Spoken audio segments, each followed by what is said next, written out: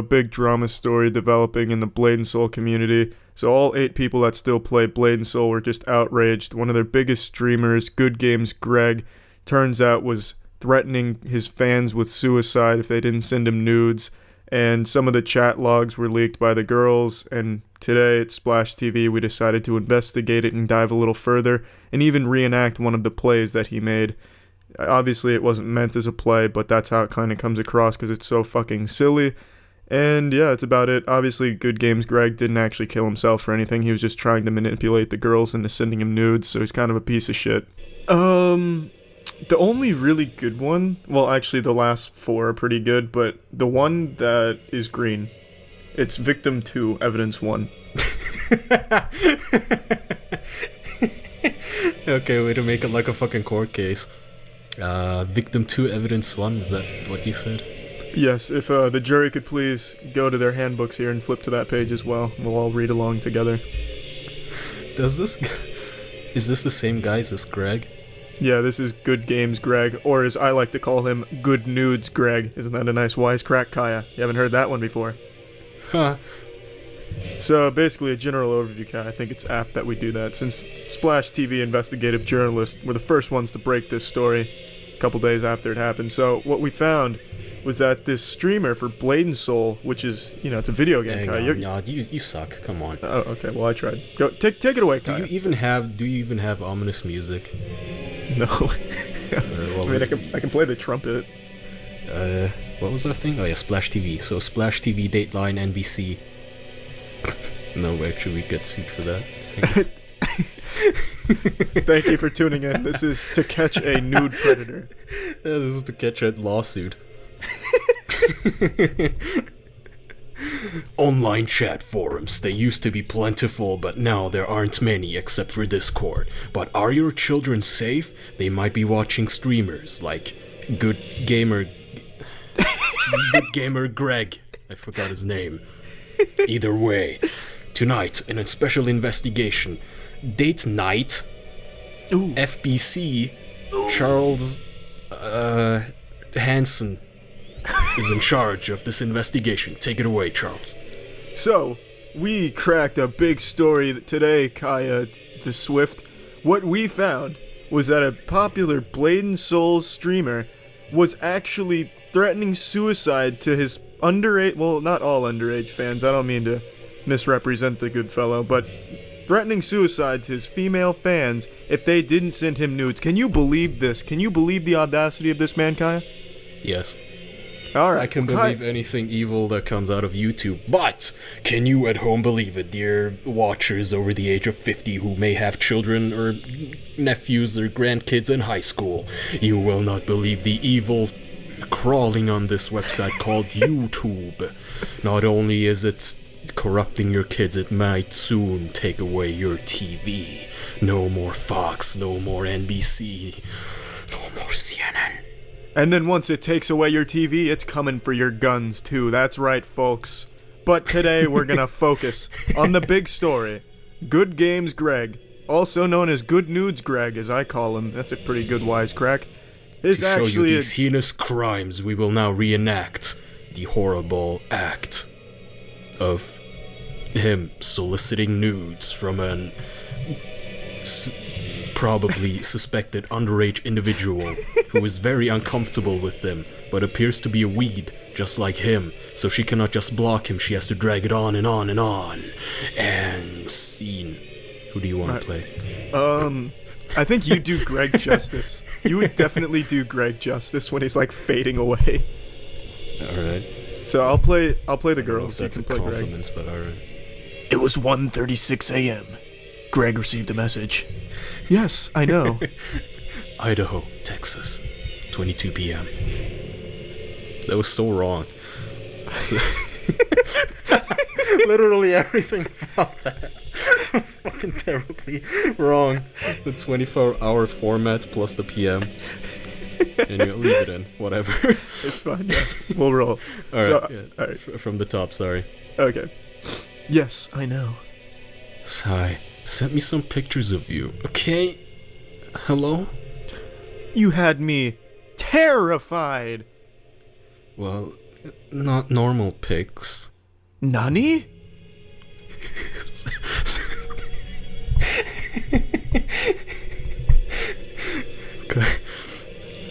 You like that going off book there a little bit? That was a curveball.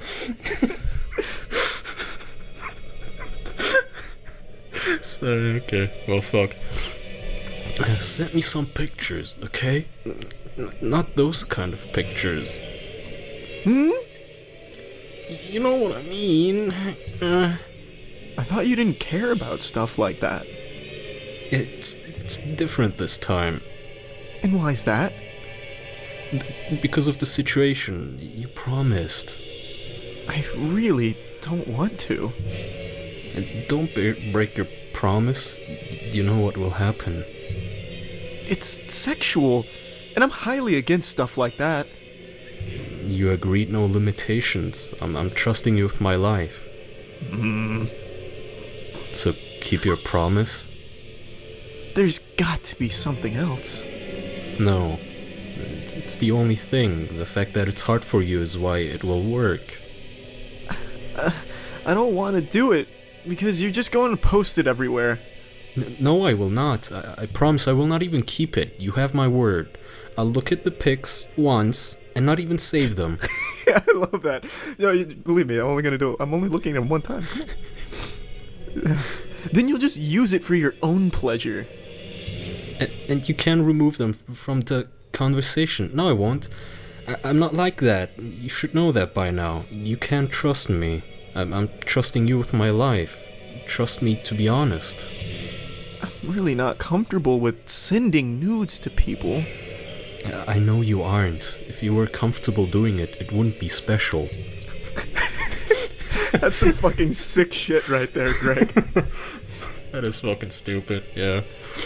And how would it ever prove that I cared about you? Would you ever do this if you didn't care about me? I wouldn't do it to people I even care about now. Just keep your promise. I'm starting to feel sick. I'm not going to send nudes. It goes against all my morals. So you would rather I kill myself than keep your promise? I'd rather you not kill yourself, and I'd rather not send nudes.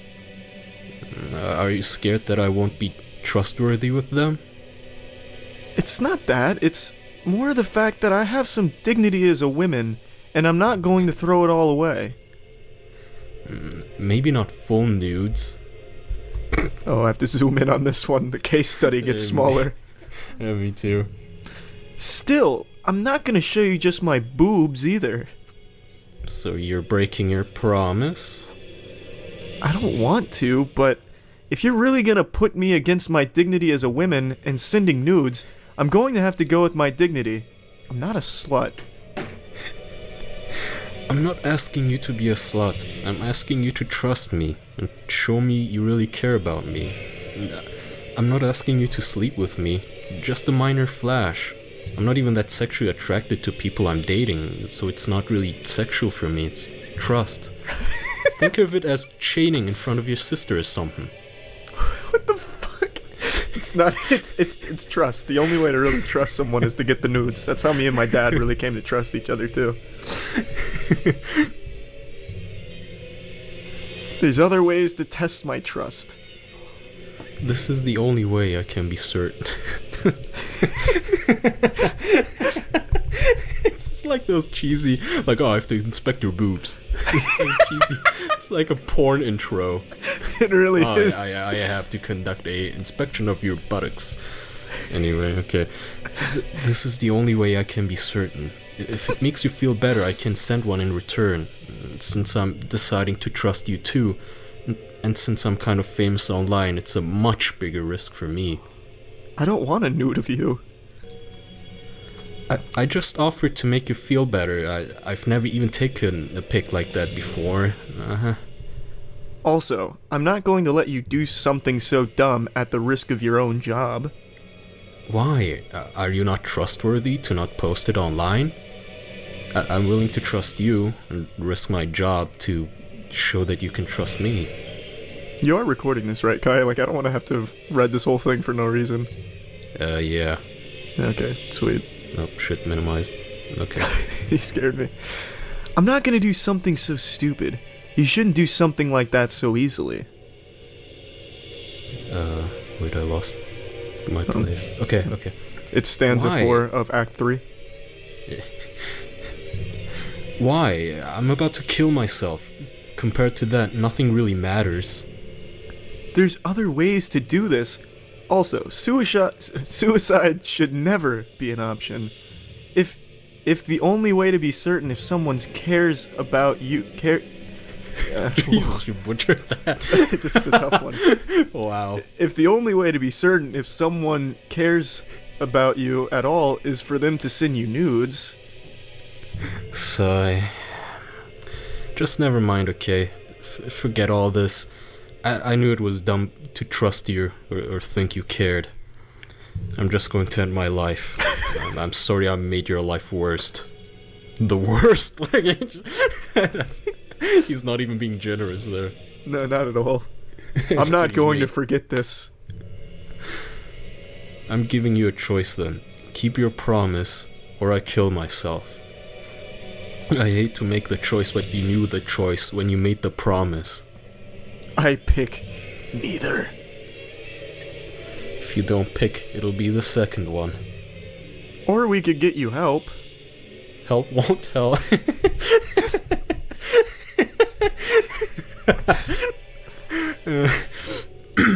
Help. What? Such a stupid sentence.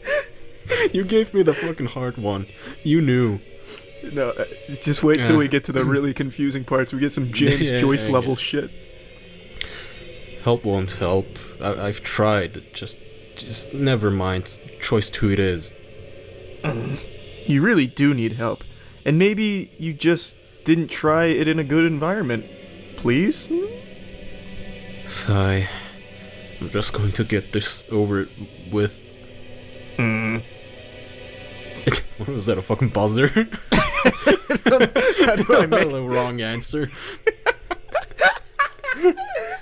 Okay. At least say goodbye. I'm not gonna say goodbye, because I'm gonna talk to you tomorrow, and that's a promise. I won't be alive tomorrow. I'm doing this right now. I'm still going to talk to you tomorrow. If that's your choice. Talk to his corpse. Oh, the next one is really tiny, and you can't even zoom in. Yeah. Okay. Yeah, it's my line.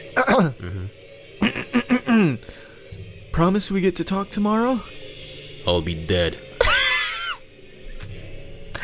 Then don't, so you can keep the promise. You have to keep your promise. Well, I have the pills here ready. I'll give you one last chance to keep your promise. Okay, there's his finger on the trigger. Yeah, I've already got the pills. Come on, one last chance before I do it. I'm not gonna send you nudes. Okay, then. I'm taking the pills now, then. You're just gonna throw your life away? That easily? I've been suicidal a long time, and it's already done. If I don't get medical attention soon, I'll be dead. Then call 911. No. Goodbye, okay? I'm sorry for everything. Sorry I couldn't help. You could. All you had to do was keep your promise. Sorry, that turned real gangsta all of a sudden. You could. All you had to do was keep your promise. There was other ways to test my trust and my care. Why did you capitalize some shit out of nowhere? It's like book titles. I don't know. But it's okay. You're better off without me. You have another line under that? Scroll down. Oh, motherfucker. Wait. Oh, yeah, okay. Sorry, I haven't typing. No, I'm not. This will probably be the worst day ever. Keep your promise. I'll call 911. Can't keep eyes open much longer. Okay. No. I know you didn't care. I really did care. No. Yes. Prove it. Well, according to you, the only way to prove it would be to send you nudes. You red deer, I die! The only thing to save this dying man is nudes. I imagine him falling off of his computer chair, reaching up. Please, nudes! No, I didn't want you to die. Keep it up. Still a little time. It's too late if you're already this bad. Hospital only 4 miles away.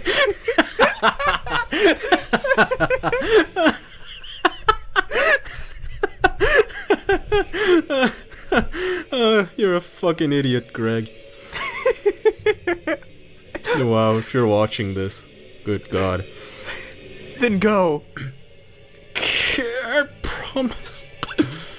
That's probably my favorite line in all of fucking Shakespearean history. Kier prums. I'm not going to send you nudes. Just one. No face. No face. Still not going to do that. Bye then. Bye then, I guess. Insane. God. Take notes, Broadway. This is how you make a script. How old is he? I have He's to look like- it on map. He's like mid-20s, I believe. It's way too old then. If he's anything older than 14, this doesn't go. Yeah. Oh my God. That's about the only one that's going to be fun to reenact, though. Everything else is just more sad. Well, as you can see, ladies and gentlemen, the only way to prevent yourself from dying of a toxic overdose of pills is to direct all of the blood flow from your heart to your penis. And the only way to achieve this is to get nudes. The only way. Unfortunately, this lady, or rather this little girl probably, was having none of it. She wouldn't help. Greg died that day. Rest in peace. Greg died Good that day, Yep, he despite didn't make being it. only 4 miles away from the hospital. It was truly sad, and we're sorry to break the story like this. He was a good games guy, and we're sorry for Greg's passing. If you want to check out his channel, though, he just recently released some new Blade and Soul content. You might want to check it out. It's good stuff. Fucking promote his channel. Yeah, no, fuck him. I could not have less empathy for this asshole. He's such a sick fuck, bro. He did the other chat logs, like I said, they're boring, but a few of the other ones, he did the same thing. Are you gonna send me nudes, or am I gonna have to kill myself?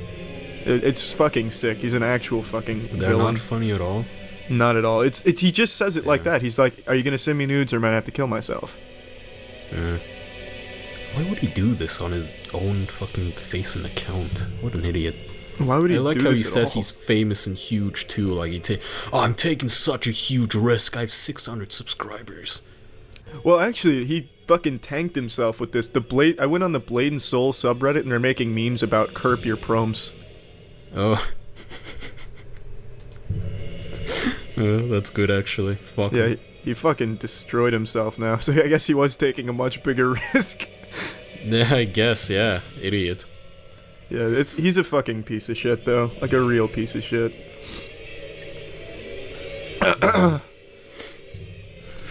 So yeah, that about wraps up this story. Yeah, that's all something that recently yeah, happened. he's a piece of shit. Thanks for Yeah. tuning in. Yeah. to Date Night FBC Splash TV, the special heebie-jeebie whatever Boogie woogie oogie. chatlock reading. Filmmaker on YouTube, more talented than Oki. Every time he uploads, it's just like this wonderful event. So big, even my cat can't help but jump up here and watch some of his content with me. I think Oki's Weird Stories is one of the best channels on YouTube, and he recently uploaded another banger covering a story that I'm sure most people aren't familiar with, so I'm going to show you some clips from that. I am also going to put a link to his YouTube channel and Patreon in the description below. Go support him, please. I think he makes amazing content, and he's just such a great guy. He's super nice. Every time we've talked, he's been nothing but wholesome, and he's got these incredible ideas for the future of his channel, and I just can't wait to see them unfold. So definitely go check out his channel, and if you're feeling inclined to help him reach his goals, then check out his Patreon. It's all below. Millionaire and computer hacker Daniel Beckwith had dug an elaborate network of tunnels underneath his Bethesda home because he believed North Korea was planning a nuclear attack. What the fuck? His body was found after. Daniel Beckwith created a makeshift bunker and had another man help him dig tunnels underneath his Bethesda home. He kept Askia Khafra captive there, and in 2017, that home went up in flames. Jesus On September Christ, this is heavy. 10th, 2017, Askia Khafra died in an electrical fire while digging tunnels for a makeshift nuclear bunker underneath Daniel Beckwith's home. They struggled to navigate through Daniel Beckwith's home because of extreme amounts of debris and trash blocking the way. Before he succumbed to carbon that monoxide sounds like a poisoning, 4chan Askia home. was only 2 steps away from almost certain safety, but the hoarding conditions of the home prevented him from making it out alive. The entire situation is unresolved. Askia Khafra. How is it unresolved? This sounds pretty cut and dry. The dude was one of those outrageously unhinged doomsday preppers, like probably a gang stalker as well, thinking the whole world's out to get him and everything's about to end. And he must have fucking snapped and ended up killing him. How the fuck could this be an unresolved case? I mean, I guess we're just at the beginning here, so this is all just like the intro, but to me, like off rip, this sounds like a pretty classic case of someone with one of those mental illnesses just losing control and ending up killing someone. At a young age, he displayed an aptitude. Oh, I want to read that. That is some Reddit shit right there. I am a genius, AMA. Just read what I wrote. Just read what I wrote. I came off as sort of cut off. I can get a bit Sheldon-y. I scored the ceiling, IQ of 160 plus, standard deviation of 15. Usually, my IQ's usually been estimated in the 170s by my psychologist. Was this on like a Rick and Morty post or something? Jesus Christ. He was so cringe. What Like the fuck? he was like, "Oh, I'm just like, you know, these psycho, like smart, like serial killer type people. If I want to get into just the craziest thing I ever did, it was." Hold on, I don't want to read this. I mean, this is the kind of guy that would get made fun of on the board. Is this posted like as satire by him? I don't think so. If he's calling into a random phone show talking about this kind of shit. And I'm gonna use this air gun to like shoot this raccoon in a cage, and like, you know, this is crazy. Like this is like legit psycho behavior. Like One of the most psycho thing he ever did. Sure. One of the biggest indicators early on that someone's going to end up as some kind of serial killer is animal abuse, like the torturing of small animals and shit. That is a phenomenon that's been studied so many times, and there is a direct correlation between hurting animals when you're young and taking that to people down the line. That is like one of the most cut and dry correlations ever. Like he wanted to come across as this crazy psycho, and yet for some reason it still gets like dismissed genius. pretty often by law enforcement. You guys remember what was his name? Pushin Entertainment? I forgot how to say it now. He's the guy that would torture and kill cats on YouTube. He was a 15-year-old. That kid didn't go to jail. He got investigated. He's not in jail. And it's because they don't take it seriously. It's, oh, it's a kid, you know, it doesn't matter that he was torturing and killing the cats. He was a strange kid, and that's an understatement, but he had taken a video of himself taking a syringe and extracting synovial fluid from his knee joint, putting it into a shot glass or a small cup, and then drinking it. Yeah, this is his computer and his work area. Yeah, what so the this is fuck? Basically me standing in the doorway. That's worse than of Chris my Chan bedroom. taking a shot of his cum. Co-opted all of this Police officers then searched. Damn, those room. penis emails, Inside, though. they found a rifle, Worth it. the hood of a fire protection suit, several lockpicks, reverse-engineered ID cards, and keyloggers. They also found a list of social security numbers belonging to faculty members and students. It was the most filthy, disgusting room I've ever seen in my life. I mean, there was stuff everywhere. Daniel was arrested and formally charged with 5 counts of property damage, 2 counts of computer fraud, tampering with documents, and illegally possessing a firearm. After that, Daniel took to Reddit to do an Ask Me Anything titled, I am a 22-year-old who is going to plead guilty to a felony computer hacking charge in 5 days. When someone asked, what did you do? He responded with, I launched a huge, multifaceted attack against my university for nothing but lulz, involving just about every attack God, what in a the book. fucking I made the loser. university's IT department look like damn fools. I mean, I guess pretty epic prank. Take that, university. Peak Redditor. I mean, this is some Reddit-ass shit. Daniel inherited $2.6 million after his mother's death. With that, he began to invest in Bitcoin, and he made a fortune. In a now deleted Reddit comment, shit. Daniel thanked the technology board on 4chan, G, for turning him onto Bitcoin as early as 2010. In a Reddit Ask Me Anything, I am still so fucking mad, and I can't believe this came up in, what was it? It must have been 2012, maybe, probably 2012. I've mentioned this a million times, and I mention it every time it gets brought up. There was a post on the front page of Reddit that said, I strongly urge you to get into Bitcoin, and then another one like, Bitcoin has just hit $100, and I, as well as pretty much everyone I knew, was like, that's stupid. That's fucking dumb. It's never going over 100. It's worthless. Why would we ever do that? And I didn't put anything into it.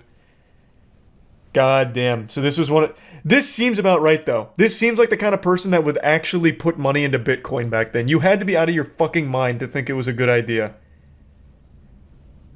Jesus Christ. Just a random cringe lord loser doomer on Reddit was one person that just happened to put money into that fucking Bitcoin post, and it paid off. I actually got a call, and it was an IRS investigator, and they were asking me about his Bitcoin account. They were basically saying that he was in possession of basically like $1.2 billion worth of Bitcoin. Around the time of the call, the Bitcoin were like $55,000 of Bitcoin. And he had $1.2 billion worth of them, like, somewhere in the blockchain. That was around the time I found out that he had, had hired that kid and he died, in that tunnel. Working at his house in Bethesda. On the site was a section dedicated to software developing and investing.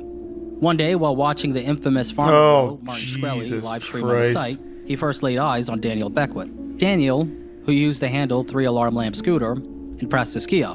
Not only did he seem to be friends with Martin Shkreli, but he also claimed to be a multi-millionaire investor and hacker. I still remember I never saw any of those streams, but I remember Martin Shkreli, for a brief period of time, had a whole Discord server that fucking worshipped him. Kai and I went in there one night because we were curious and just wanted to laugh at the clowns that were, for some reason, sucking the dick right off of Shkreli's body. And Martin Shkreli was sleeping on a voice call, and they were freaking out about how lucky they were to hear him sleeping. It was so unbelievably fucking pathetic. God, that whole community was awful.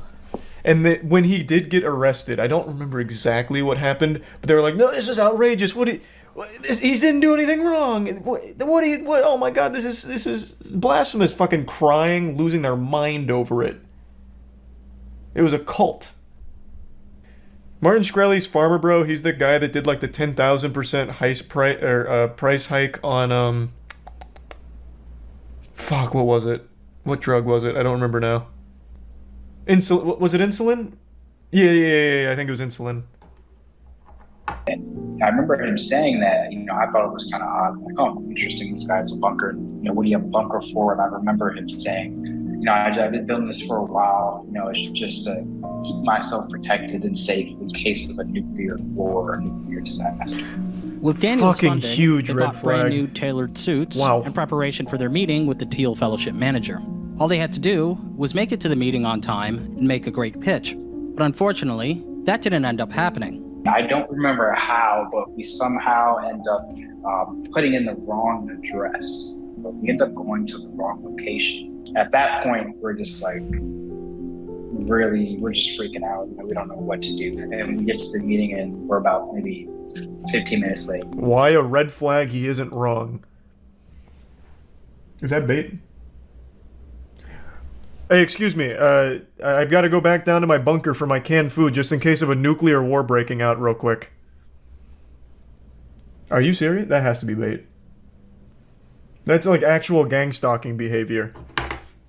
There's nothing wrong with being prepared. I think there's a level to it when you're building an underground network of tunnels and a bunker because you're afraid of a nuclear war going down at any minute, that is a mental illness. I'd literally... Oh my god. I can't tell what's bait and what's not. I don't think that's crazy. There's nothing wrong with being generally anxious about things. I have a flying phobia. It's irrational, and I recognize that, but it's a phobia, right? I think that's totally fine to be like, I have a fear of nuclear bombs going off at some point. But then it has to be this barrier, like this filter in your mind where it's like, that is a little irrational. Maybe I shouldn't build a fucking multi-million-dollar bunker because I'm afraid of this disaster happening. And maybe I shouldn't be wearing a bulletproof vest anytime I'm out in public. It's not crazy at all. Do you go outside in a bulletproof vest every day? Might be multi-purpose bunkers also work for general apocalypse scenarios. What in the world is wrong with you? What do you mean? There is a problem when your entire life is revolving around a fear. So much so that you're building a bunker to avoid the imaginary boogeyman of an apocalyptic scenario unfolding where you need this bunker to be the last human being on Earth with your canned food and prepping and wearing a bulletproof vest anytime you're out in public. That's not even a hot take. That is a problem. I get shit for being afraid of going on a plane, and rightfully so. I get that it's irrational. How in the fucking world can you possibly try and justify a man spending so much on this bunker and wearing his bulletproof vest out in public, and then eventually hiring this man to dig out the underneath of his house for an underground network of tunnels because he's afraid of North Korea nuclear bombing his house? That is like schizophrenic behavior. That goes above gang stalking. He asked me to stop the car, and he jumped out the car and went by somebody. He came home afterwards, you know.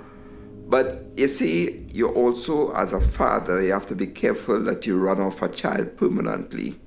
Many things I told him, he would rebut it and tell me Beckwith was competent at that, Beckwith was competent at that. It was like Beckwith was a Superman. It was so... It's crazy what you can ignore when you have that much respect for someone. I remember definitely the first time around, I just started screaming to all the neighbors, you know, help, help, fire, fire. What were you thinking was going to happen to him at that point? I was hoping he'd either run out there or he'd go out the back window. This big window window there, or the window well. Well, this one's got bars on it. Well, that's not the window. Yeah, that one does have bars on it on the side. I don't think he could get out there. That doesn't have bars. He put bars on his... Well, of course he put bars on his windows. He's got a fucking bunker and tunnel system. And then there's that window well. Nuclear war. I thought he also could have got out there. Of course he barred his windows. Well, preferably, he would have just gone down into the tunnels and gone out the backyard. Why didn't he do the obvious? Come to my voice. I am on the safe side of the basement. There's not much smoke on my side. There was a door there. He indicated that he went... Yeah, I mean, I think this is absolutely a murder. Wasn't it possible? I completely agree with the dad here.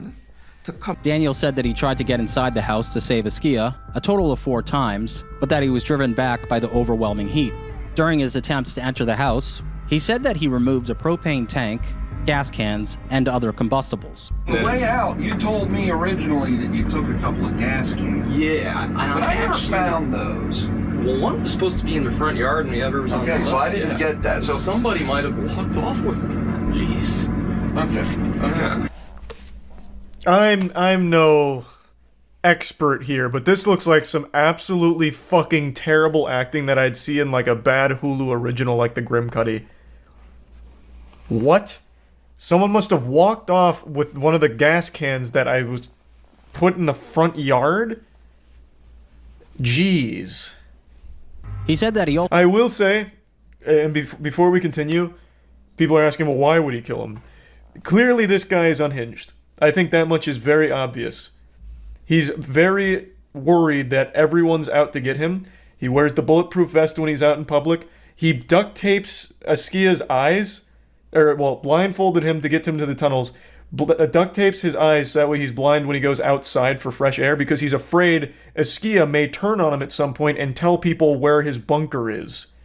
So I think what may have happened is he got this fucked up idea that Askia was plotting to reveal his location or turn against him, and he killed him for it. That would be my guess. Oh, man. How in the... I could have picked him up and taken him. I was so close. Well... How could anyone watch this and think for even 1 second this wasn't a murder? That is not how anyone would respond to a situation like this. No, this is like worse than YouTuber apology level acting. Naturally. I think the screwed up part about it is even if, you know, we got what we wanted, like if he was put away for life, that would only be a semblance of what I feel like we could consider justice, because it's not going to change the fact that Iskia is gone. You know, never does, but it. We can't. At the very least, it gets this guy been denied out the rest of his life because of somebody else's. Then he can't do it to anyone else.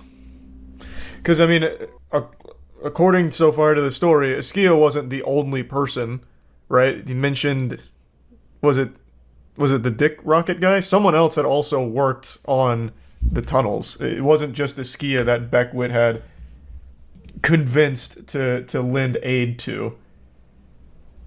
And then there was also the construction worker that we didn't get to hear from, but it wasn't just Iskia. The unfortunate name, well, not an unfortunate name, Dick Rocket's a fucking hype name. Just unfortunate in the situation here because it's a super sad story. Daniel, I'm gonna put a measuring cup full of money out on the front porch so we got it on the way out, okay? This place is so creepy, yeah. Because he was just a filthy, hoarding lunatic. So, okay, this is a misconception going on right now. He's not a billionaire. He had $1 billion worth of Bitcoin, but it doesn't seem like he ever cashed it out.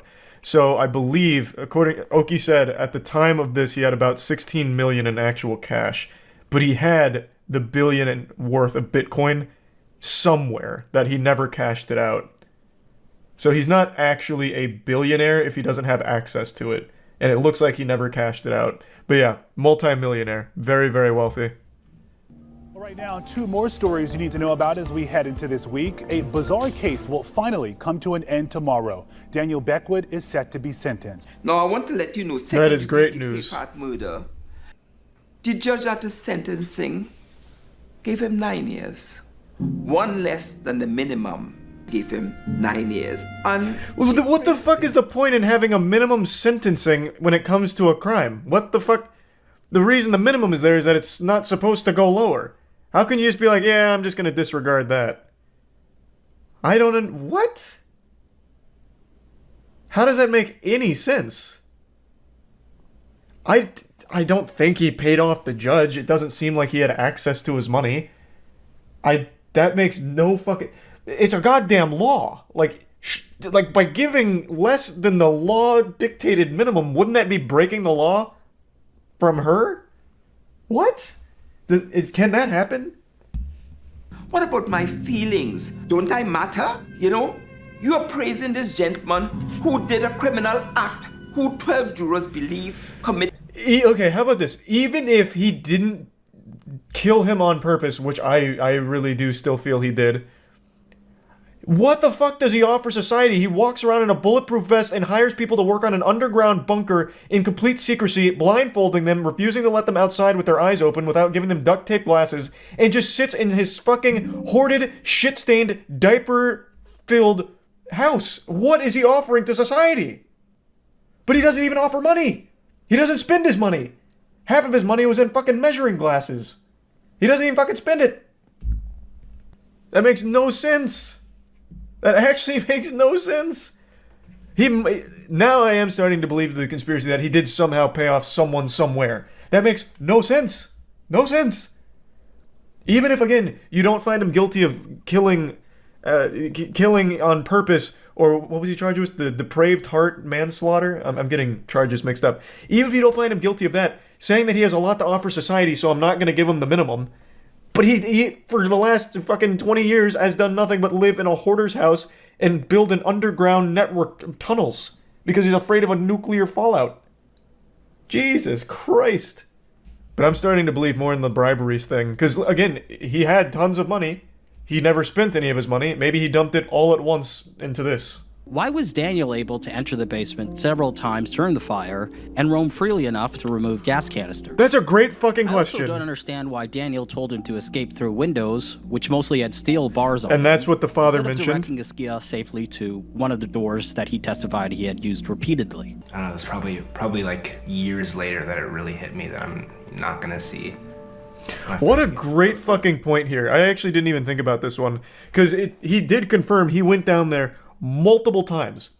He even said he removed those gas canisters, and that's in that interview. He's like, oh, one of the gas canisters should be on the front lawn. He's like, it wasn't there. Oh, geez. I mean, maybe someone must have taken it.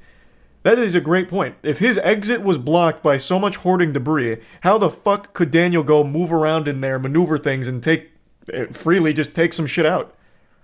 And again, guiding him to a window instead of just saying, hey, come with me to the door that he is using repeatedly. It doesn't make sense. It just doesn't make sense. Yeah, he never made me feel like I was a loner, like an outcast. Like I said, his earnest home in a box. That box has been there for 5 years. It has not been touched. It's in the same position. We have a pit there, a kind of shrine for him, with a large photo of him in his ROTC uniform and, you know, something saying love you to the moon and back. And there can be no closure. No, there never is in something like that, man. Jesus Christ. Oh, wow. Yeah. And as always, until next time. That's all you need to know now. Best documentary maker on YouTube, man. Oki kills it every time. If you're a fan of documentaries, absolutely go support his Patreon. Absolute bangers, nothing but. And he's a great guy.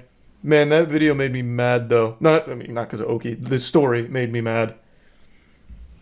That is just information in the David case and the murder of Celeste Rivas Hernandez.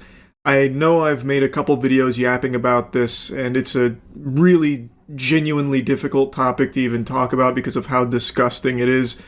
But the reason why I keep bringing it up is because there is a not small number of people, a relatively strong movement, the Dipshits for David, that are constantly trying to brainwash people into believing that David has been framed. They keep regurgitating that, well, they haven't found him guilty yet, thus we know he's innocent and he has been framed, he's actually a victim in all of this, and they're trying to bury all of the real information and muddy everything, even though so much of this evidence is publicly available evidence. That, like, not even all the stuff that's in the case right now, there is so much information you can find that if you have a functioning frontal lobe, will lead you to one conclusion. David is pure evil, and every new piece of information from the prosecution here is beyond disturbing. So I just blabber about this because I want to at least provide the real facts about the case here to try and combat all of the incorrect gobbledygook people are spitting out there, this mumbo-jumbo from this group that for some reason wants everyone to be supportive of David and like plug their ears to what the prosecution is bringing forth. It's fucking lunacy. Mark, the details alleged by prosecutors are frankly disgusting. In this preliminary 8-page brief signed by LA District Attorney Nathan Hochman, prosecutors paint a picture of a rising pop star who they say lured a young girl and then eliminated her when she threatened to expose their relationship and derail his fame. This had been brought up previously with the potential motive behind David's killing of Celeste Rivas Hernandez.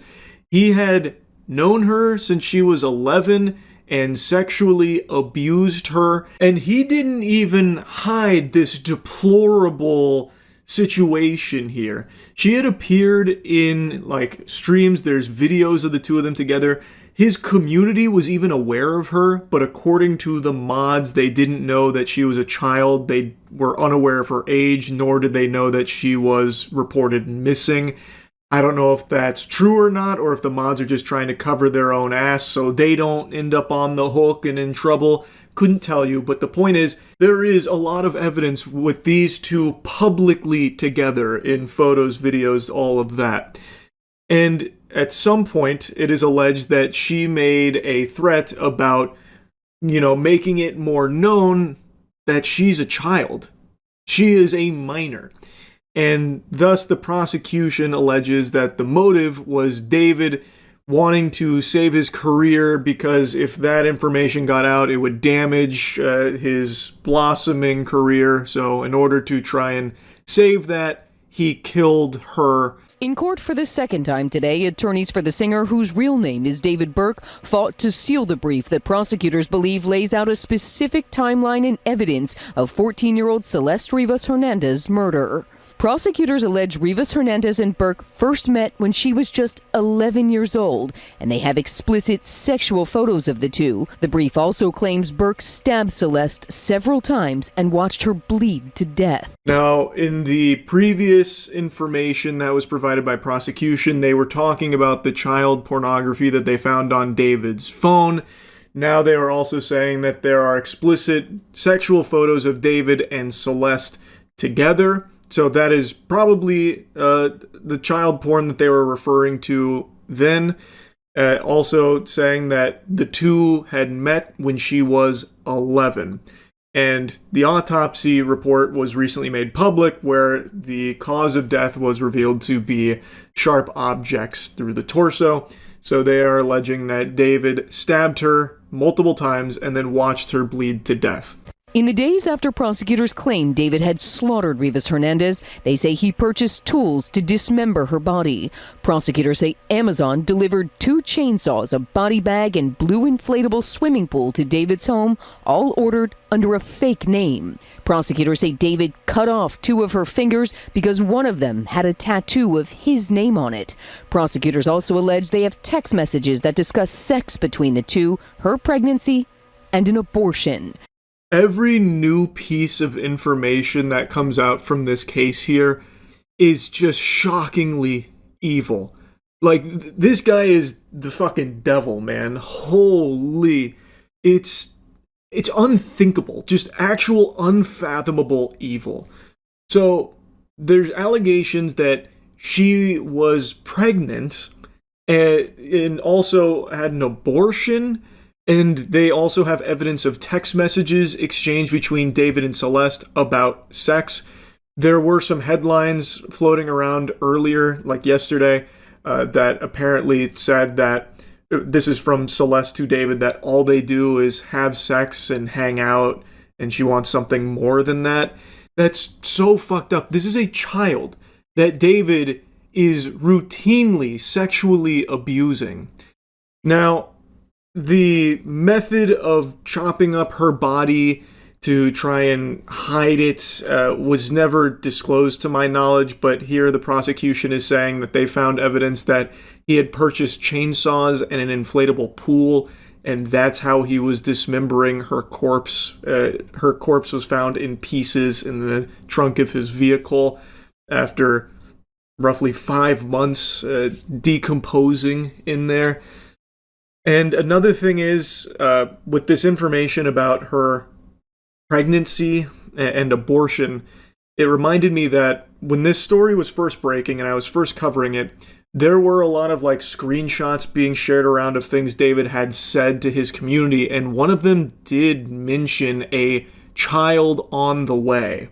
Now, I don't imagine Discord screenshots from David are going to be anything the prosecution is going to be using in court in any big capacity. I imagine they have far stronger evidence than that. But even still, the fact that stuff like this exists is extremely alarming, and it is publicly accessible information here. To my knowledge, those screenshots, like the one where he said he had a kid on the way with @deleteduser, haven't been debunked as some kind of hoax or photoshopped or a user that was impersonating him.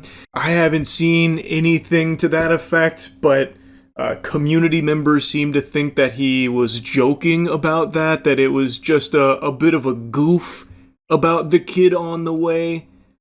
Though, in light of what the prosecution alleges about Celeste being pregnant and abortion, seems like there's a chance it wasn't a joke. But again, I don't think Discord messages here are going to be something the prosecution is relying on. I imagine they have far more solid evidence. but I just wanted to mention this because it reminded me, and it is just another piece of publicly available information that is out there that is now having even more weight put on it because of what the prosecution has been alleging with everything they have. And text messages where Celeste threatens to expose Burke and destroy his career. In July, months after prosecutors say he'd stabbed her to death, Burke placed her body in the inflatable pool he'd ordered to prevent her blood from spilling onto his garage floor and used a chainsaw to cut off her limbs. The medical examiner's report released just last week had noted those pieces of blue plastic in Rivas Hernandez's remains. Prosecutors now say those pieces of blue plastic were pieces of the inflatable pool that they say David had placed her body in. Burke has pleaded not guilty. He will stay locked up in jail until his next court date in May. I don't think that's some kind of big coinky-dink there that the blue plastic that was noted in that report from the body happens to also potentially match the inflatable pool that they allege he had purchased in addition to those chainsaws. Like, I think if anyone's got their thinking caps on, and if you're actually bothering to pay attention to the case and actually look at the evidence, even the evidence that is publicly accessible, it should be an obvious conclusion here that David is not innocent. He is not some fucking angel, some saint that's been framed by a ne'er-do-well out there that's trying to, ruin David for their dubious schemes. David is pure evil. That's what I believe, and I think all of the evidence points to that fact as well. Former prosecutor turned criminal defense attorney R.J. Dreiling says David's defense team will seize on one detail. They note in their brief that David was sending text messages to Celeste after her death. They're going to use that to prove that, look, there's no way he knew that she was dead or responsible for it. He still tried to communicate with her after her death. That's a pretty fucking weak argument, if you ask me. No. All of this evidence, it's hooey. It's a load of hooey because the only fact that matters is David was sending her text messages after she was already murdered. Why would he do that if he knew she was dead? Wouldn't make any sense. Checkmate. Gotcha. Like, that's trash. I think that is a complete trash argument because this is clearly someone who is going to great lengths to try and hide this. Chopping up, dismembering her corpse and stuffing it in a trunk. I imagine that even someone with only a handful of neurons could have come up with the scheme of still sending text messages even after death to try and give himself an alibi. Like, no, look guys, I didn't know. See, I sent messages when she was dead. I didn't know. It's terrible. Who could have done this? We gotta find who did this. There's a maniac on the loose. Like, I think it is a terrible, terrible argument. Now, of course, they're paid to represent him. They have to do their job. I get it, I guess. But my point is, I don't think that's going to be very strong on their side. I just really don't. Anyway, as always, praying that there will be justice for Celeste Rivas Hernandez here in this case, and just wanted to give you the latest update.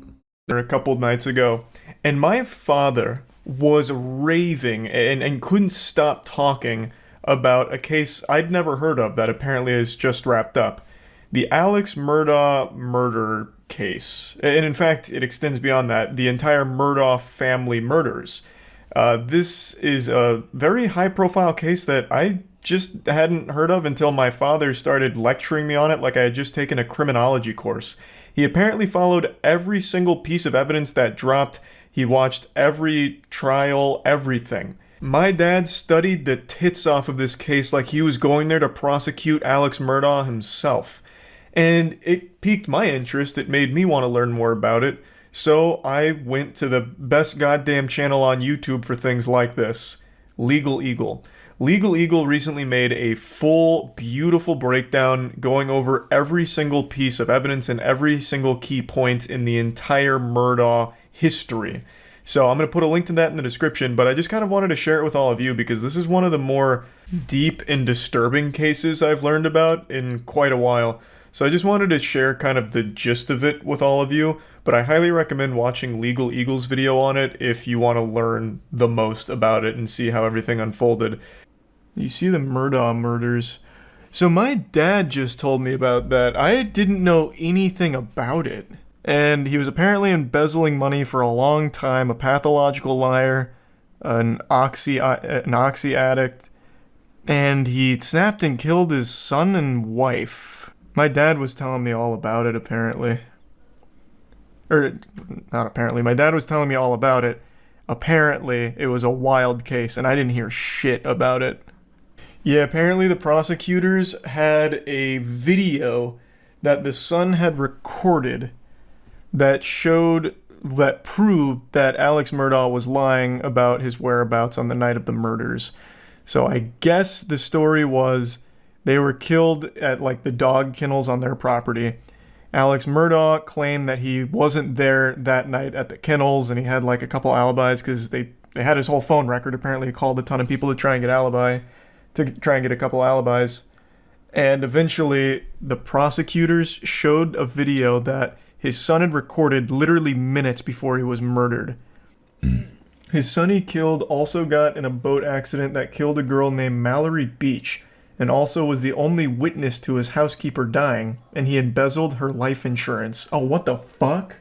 Close. Los Angeles area double murder expert O.J. Simpson predicted that the Alec Murdaugh jury would acquit the Low Country lawyer of double murder. It turns out that Simpson's powers of prognostication don't really work for murders he wasn't directly involved in.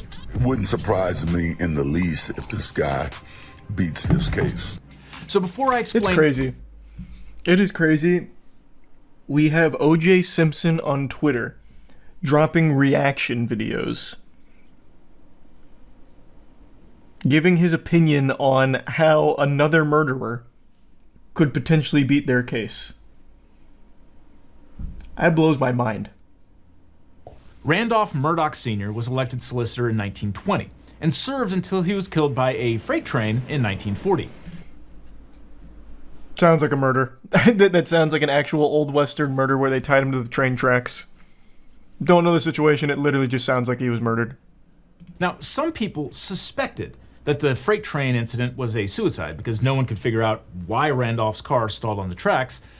But Murdaugh Sr. was succeeded by his son, Randolph Murdaugh Jr., known as Buster, who held the position for 46 years, cool from nickname. 1942. On two separate occasions, 20 years apart, he told jurors that if they didn't impose the death penalty on a criminal defendant, he would use his power as solicitor to release other rapists into the community. Yes, you heard that right. What? It's hard to imagine a worse thing a prosecutor could say in court, but I'm sure prosecutors have. And he got to keep the position? He would make these threats like, okay, if he doesn't get the death penalty, 5 rapists will go into Gotham. He sounds like the Joker. What? Elected official, so he just campaigns and pays off the right people? Yeah, but I'm sure there's still systems in place where if you're threatening to release rapists out of like a grudge, you can get fired. Like you can get like taken out. Like you lose your position, I would think. Because it was the 70s. It's not like rape was cool in the 70s either. I'm sure people weren't like rallying behind him like, yeah, that's fucking Buster right there. That's how Buster plays. Give the death penalty. Or 50 rapists. Buster, release 50 rapists into the neighborhood. The guy really had rapists in the queue to join the server. Oh, you're talking about Buster still, yeah. I'm just going to take a guess that the other Murdaughs didn't use the same tactic. Alex Murdaugh, the now convicted murderer, is Randolph III's son. All of this information is to show you that the entire Murdaugh line is fucking evil, basically. Now that you're brought up to speed on where Alex Murdaugh comes from, let's talk about his kids, because his kids are no saints. Legal Eagle goes into more detail surrounding some of these cases, but I'd just like to give you a quick breakdown. If you want more information, obviously watch his video on it. But one of Alex's sons, Buster, who is named after, of course, Buster Murdaugh, who came before him, is actually a person of interest in a 2015 death. A young man named Stephen Smith was found dumped on a Hampton County road. There wasn't a whole lot of indicators to suggest that this was a vehicle crash, and in fact was even ruled a homicide by a couple of people, most notably the county coroner. And interestingly, Buster Murdaugh is mentioned dozens of times in the investigation. Also, Alex Murdaugh and his brother Randy visited the crime scene, passing through the crime scene tape. And there were rumors that Buster Murdaugh and Stephen Smith were in some kind of relationship, and this case actually just got reopened after the entire Alex Murdaugh investigation. So that's all a bit peculiar. That doesn't seem good. Something smells very fishy over there with Buster Murdaugh, and he's not the only one. In fact, Alex Murdaugh's other son, Paul. In 2019, Paul and his friends were partying on a boat. At one point, his friends say Paul and his girlfriend got in an argument where Paul assaulted her, and then eventually the night culminated with the boat crashing, everyone surviving except one person, Mallory Beach. Paul was blamed for the death because he was fucking driving the boat. He received 2 charges, 1 boating under the influence causing great bodily harm, and 1 boating under the influence causing death. So as you can see, the Murdaugh family is known for more than just financial crimes. There's a lot of death linked to the family as well. And there's still more. There's still one that I haven't even talked about, one that happened before Alex Murdaugh killed his son and wife. In 2018, their housekeeper Gloria Satterfield allegedly tripped over one of their dogs and fell down the stairs and died at their hunting lodge. Alex Murdaugh then instructed Gloria Satterfield's sons to sue him for insurance money. However, he neglected to inform them that he had already collected on 2 settlements and basically robbed them of about $4.3 million from the insurance here.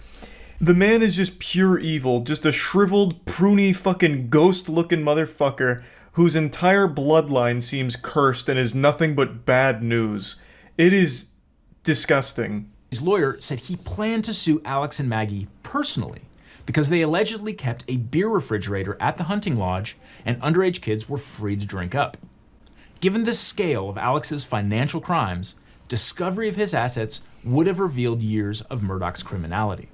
Later that same night, Alex allegedly found Paul and Maggie dead outside the kennels at the Murdaugh's sprawling hunting estate. I'm really trying to break this down into the most concise form possible just to convey like the general story of the situation, but again, I can't recommend checking out Legal Eagle's full video on it for the absolute best breakdown. In a nutshell, years and years and millions upon millions of dollars of stolen money and financial crimes were about to be brought to light, all of which Alex Murdaugh was panicked about. So the main theory behind his motive for killing Paul and his wife Maggie is he needed some way of buying time to weasel his way out of this situation. I shit you not. The murder of his son Paul and wife Maggie, right now the leading theory is he did it for sympathy, to portray himself as a victim, and to basically just buy himself some extra time to get out of the situation because all of these financial crimes that had built up over years were about to be fucking blasted publicly. All of it was going to come to light. So that was his plan. Now, Paul was murdered before he ever stood trial for the death of Mallory Beach. But I'm getting a little ahead of the story because there was one other baffling situation that occurred involving a hired hitman that Alex himself hired to shoot and kill him so his other son could get his insurance money. So Alex admitted to stealing from Chris and blamed his behavior on an opioid addiction.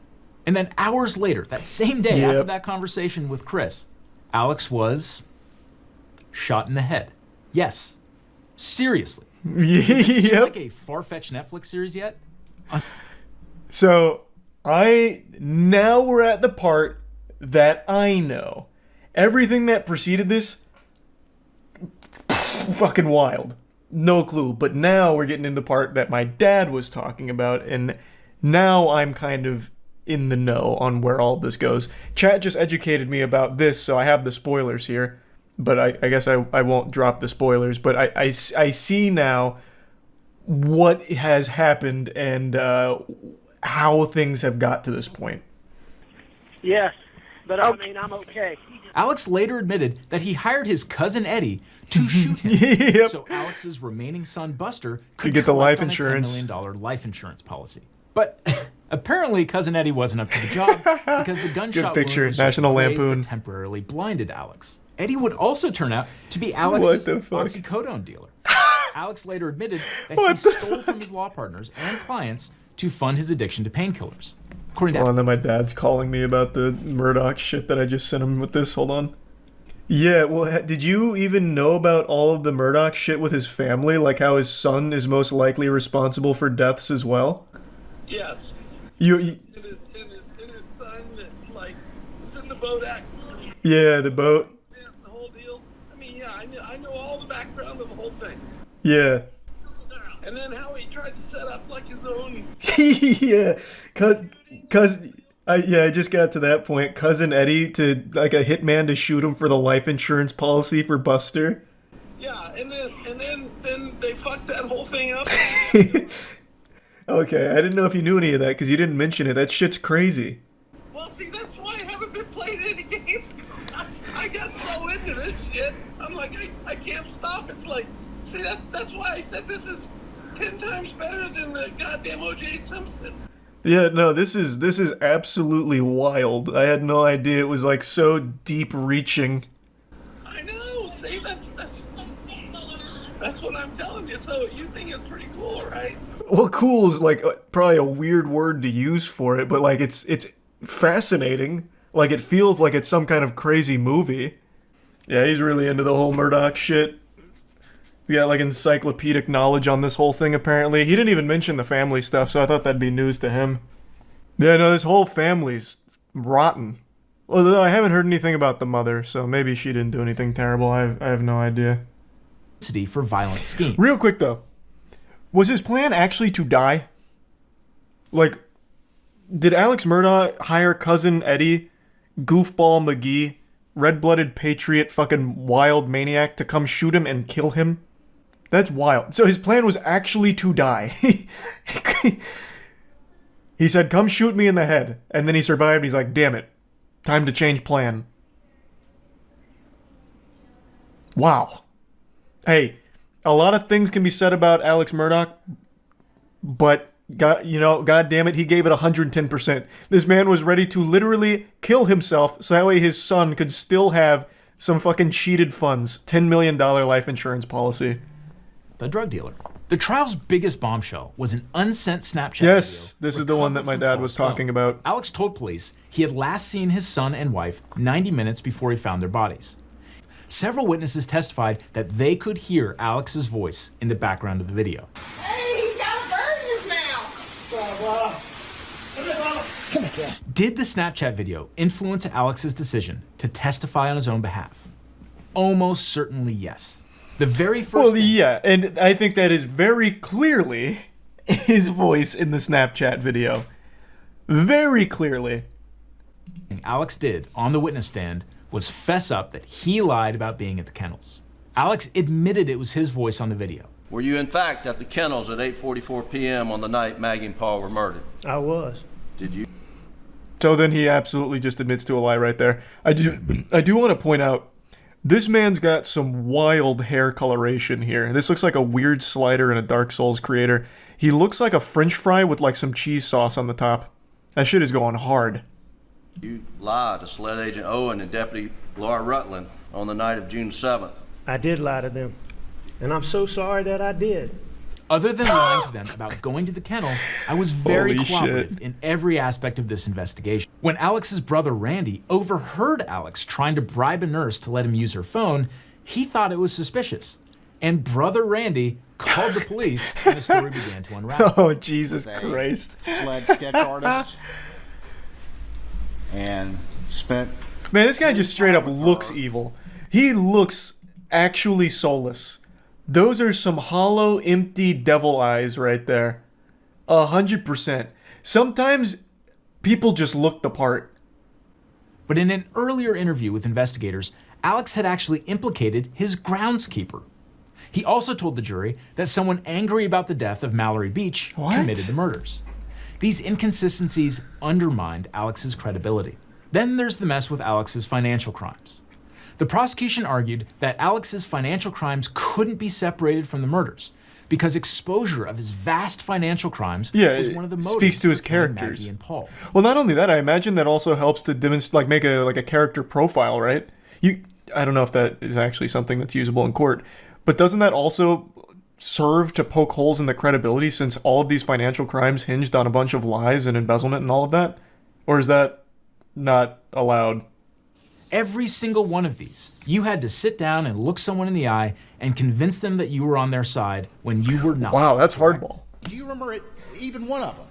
If you ask me questions, but I can't remember sitting down with Dion. Alex's response? What I admit is I misled them. I did wrong, and that I stole their money. What Prosecutor Waters was getting at was this. Ladies and gentlemen of the jury, Alex Murdaugh is sitting there and looking at you and convince you of something, but you shouldn't believe him. Just look at how he lied in the past. That's strong as fuck. That all of his financial bad deeds were caused by his drug habit, which was costing him as much as $60,000 a week. As for the weapons, prosecutors said casings for bullets from a .300 Blackout rifle were found near Maggie's body. And the Murdaughs owned a rifle chambered in .300 Blackout, and the weapon is now missing. Alex also couldn't account for the clothing he was wearing on the day of the murders. His clothes had never been found. His mother's caregiver testified that after the murders, Alex tried to remind her about what he was wearing. I guess it's easy in hindsight, but I feel like even if I was in the court as this was unfolding, the second it came to that point, both of those in conjunction, I'd be like, well, he fucking did it. What kind of coincidence is that? Oh, so they were killed with .300 Blackout rounds. Oh, you have a weapon with .300 Blackout. That's a weird coincidence. Can you bring it in so we can just make sure like everything's, all good? Oh, it's missing. Well, what happened to it? Oh, you don't know. Oh. Okay, well, what about your clothes? Can we, like the clothes you were wearing on that night, maybe they picked up some forensic evidence from the real killers. Oh, you lost your clothes. Are you telling me a burglar came in the middle of the night while you were sleeping and took the fucking clothes off your back? Even your dirty goddamn undies, he took them? Oh. Like, what the fuck? This is outrageous. The speed of the jury's verdict, just 3 hours of deliberation after a trial lasting a month and a half. That's a gold split. Speaks volumes. Yeah. The day after the verdict was read, Alex Murdaugh was sentenced to 2 consecutive life sentences for murder. Franchise with a shittier community, and now they've helped murder an innocent man. So this is a story I've been following since the first reports of a suspected death via swatting were reported on, and I'm sure some of you have already heard it by now, but it's something I want to talk about. So this sad story goes, 2 man-children named Vaporize and Mira Cole, and I know upon hearing these abysmal names you asked yourself, are these 8-year-olds that this story is about? No, these are not 8-year-olds that those names belong to. Those names belong to adults. And these 2 adults had a Call of Duty wager match for $1.50. They were really throwing the wood down that night, high stakes gambling, and they lost the match. They were on the same team and they got mad at each other and they blamed each other for the loss and they started going at it. No, my dick's 3 inches hard, so I have the bigger penis. Who cares if you have the bigger penis? A girl laughed at me once, and then eventually it escalates to the point where Vaporizer gets in contact with an even bigger virgin, the chief virgin. His name is Swatistic, and he had been known for swatting things like MLG matches and shit, just really sad, pathetic stuff. And this human catheter did an interview on YouTube talking about this. I still watched it because I wanted to hear what a swatter sounded like, and it's exactly like what you'd expect, just as pathetic as you'd imagine. Right, do you take any responsibility for what happened? The argument can be made that the police would have never showed up if I didn't make the call. However, I don't believe that I'm the only guilty party involved in this whole incident, considering I was contacted and, almost instructed to SWAT and taunted to SWAT, and of course, if you want to, you could say that, of course I was involved. However, other people were involved. The call was made by me, but as far as the whole incident, you could point the finger at numerous people. It's amazing how you can actually hear the back acne in this kid's voice.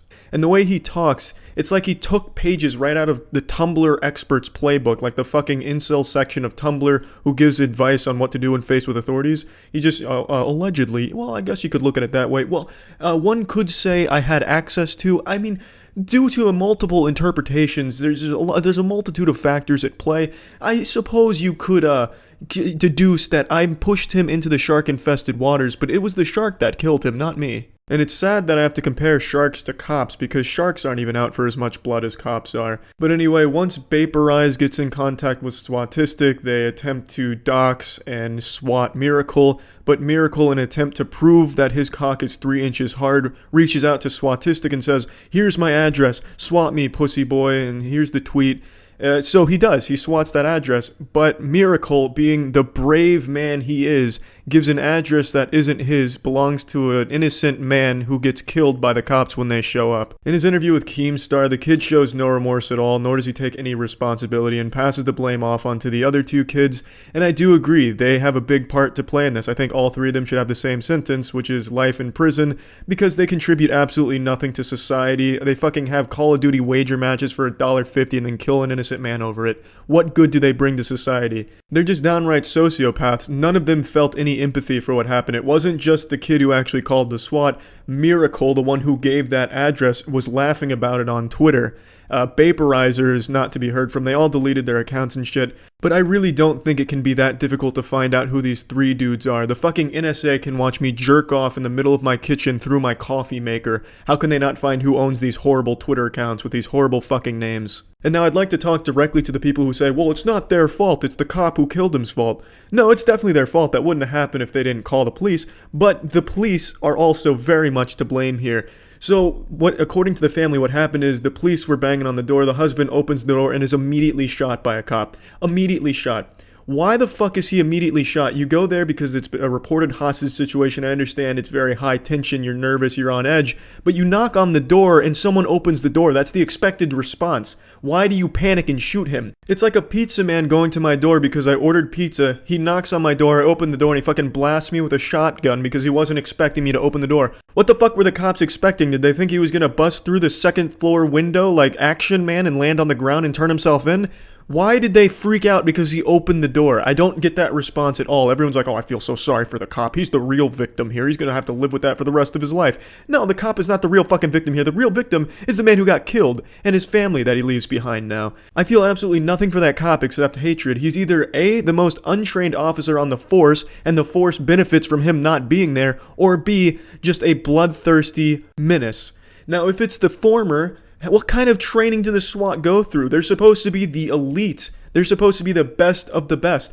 But apparently they're all so fucking afraid of their own shadow. What kind of training do they get? I have to know. Do they just put the fear of God in them? They train them like they're fucking dogs. Oh, if you hear a loud sound, just fucking shoot at it. You don't want to take any risks. No matter what happens, if you hear anything, if you see anything, shoot it. That's the only way to deal with problems. They just have to be so poorly trained. And the way they handle the situation after they kill the husband is just as bad. So they go there because it's a reported hostage situation. They kill the man who I guess they immediately assumed was the man who took the hostages. He opened the door, he must have the hostages. Fucking blast him. Okay, he's down. Now they have the hostages left. And what do? They make the hostages walk over the corpse and then handcuff them. What fucking heroes, huh? That's how you're trained to handle a hostage situation. You handcuff the hostage after making them walk over a dead body? Amazing. Absolutely amazing. SWAT is a fucking joke. An absolute fucking joke. I made this video when the story was still fresh and all the details weren't fully out there, and now I just watched an interview with the mother of the son who was killed by the police, and she says there was no knocking on the door. He heard noises, so opened the door and was gunned down. They weren't giving him any warnings or anything, they just killed him the second he opened the door. Which doesn't exactly make it any better for the police side of the story. I'm not going to take out the part of the video with the knocking on the door portion because there still is some sources claiming they did knock on the door and then killed him when he opened it. So really neither one of them looks better for the police. Him opening the door while they, didn't give him any warnings or anything and killing him, that's just as bad. I don't know what the fuck they thought he was doing, opening the door to charge them with like riding on horseback or something. It's still a ridiculous scenario that doesn't warrant them gunning him down in any cases. Also, more breaking news as I was rendering this video out, the swatter has been arrested. Here's his picture. This is him. Looking like a man you'd find at your local card shop playing Yu-Gi-Oh! With the children. And now I'm happy to say, Tyler joins the Hall of Fame of Swatters with Robert McDade and Zachary Lee, who are behind bars for many years. It's a fantastic conclusion, really. But this shouldn't be where the story ends. Miracle and Vaporize and the cop need to face repercussions for this event. This whole thing wouldn't have happened without Miracle and Vaporize coming together and forming the perfect storm of tiny penis and lack of testosterone. And you know, if Tyler's going to jail, those two should also be going to jail. Vaporize will likely get raperized in there, and it'd be a miracle if the other guy's asshole wasn't stretched 2 feet. The cop also needs to be joining them with some more than just a paid vacation. There needs to be more done here. Justice hasn't been served entirely, but it's a great fucking start. And I just want to address this because I already know it's going to come up in the comments, people calling me just a cop hater, one of those fuck all cops kind of people. I'm not. I don't hate all cops. There's good and bad cops, I know that, but there's a lot of bad cops, a lot of them going around right now. Just take, for example, the fucking Simon Says killer from not too long ago, who just executed a man who was following his absurd instructions, making him do everything shy of an interpretive dance and write him a book report, and then he kills him. It's fucking sickening. And I think this is another example of a bad cop. I know we don't have all the details surrounding what happened here, but I don't think under any circumstances would a man opening a door warrant being gunned down in cold blood. Unless he walked out of that front door with a nuclear bomb strapped to his chest, I don't see why you executed him like that for no fucking reason with no warnings. It's just disgusting. This is a bad cop. There's a lot of bad cops, but I don't hate all cops. Obviously not all cops are bad. But yeah, I mean, that's this whole story, and I'm super glad the swatter was caught, and we can only hope that justice is served for the other 3 that were involved in this tragedy. Trends are getting so bad, they're starting to kill people now. This story right here is one of the stupidest stories I've seen in quite a while. It's also incredibly sad and disturbing. So the short of it, this couple had a channel. I'm not going to say the name of the channel because I don't want people to go on there and harass them or anything like that. So it's a fresh channel that aimed to emulate what a lot of successful channels on YouTube are currently doing, which is fake shitty pranks. Prank is a word that has completely lost all meaning whatsoever. Popular pranks include kissing actresses on the street after playing rock, paper, scissors and paying them a lot of money to make out with you on camera, pissing on people's shoes and making people angry but saying it's just a prank so they're wrong for being angry, and all of it's staged, but somehow the majority of people under the age of 13 think that the pranks are very entertaining and real, and I just think the whole situation of pranks on YouTube is perhaps the worst thing that ever happened to the platform. But I'm not here to rant about fake pranks and shit. These two, their prank that killed this man was he held up a book and she shot the book with a .50 caliber round. I don't know how the fuck this is even loosely considered a prank. Who's being pranked? I guess the boyfriend because he died from it, so joke's on him, but even by YouTube standards, no one would really consider this stunt a prank. They would consider it a stunt, an Evel Knievel type stunt, except dialed to 3000, or maybe magic, an illusion like the catching bullet magic trick, except that takes planning and you don't actually just fucking execute someone with a gun. So, unsurprisingly, when the girlfriend shot the book, it went right through the book and just obliterated the man.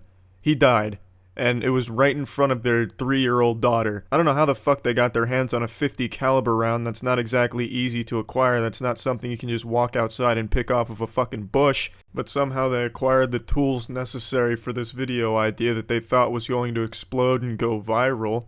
But the only thing that exploded was the man's chest after the .50 caliber round went right through it. I don't know how stupid you have to be to think a book can stop a .50 caliber round and just get lodged on page 200 or something, depending on the thickness of the book. But you could have a fucking building in between you and a .50 caliber round, and there's still a good chance that bullet's gonna get right through you. A .50 caliber round is no joke whatsoever. You can't hold up Harry Potter Chamber of Secrets and expect to fucking block a .50 caliber round. It's not a vibranium shield like Captain America. It doesn't say what book they tried to use to stop the bullet, but anything shy of adamantium was doomed to fail. I imagine they probably used a phone book, and that's just not even close to thick enough. However, if they had used my overpriced college textbook on physiology, there's a really good chance that it may have actually stopped the .50 caliber round. This whole story really is extremely sad because now the daughter is traumatized, the girlfriend will never forget this, and she's definitely going to jail for it. And the whole situation could have been avoided if YouTubers hadn't distorted what a prank was and had to keep one-upping themselves with kidnap prank gone wrong, almost killing my brother gone sexual, shit like that, and then it encourages stupid people to give it a try too, and then they do some dumb shit like this.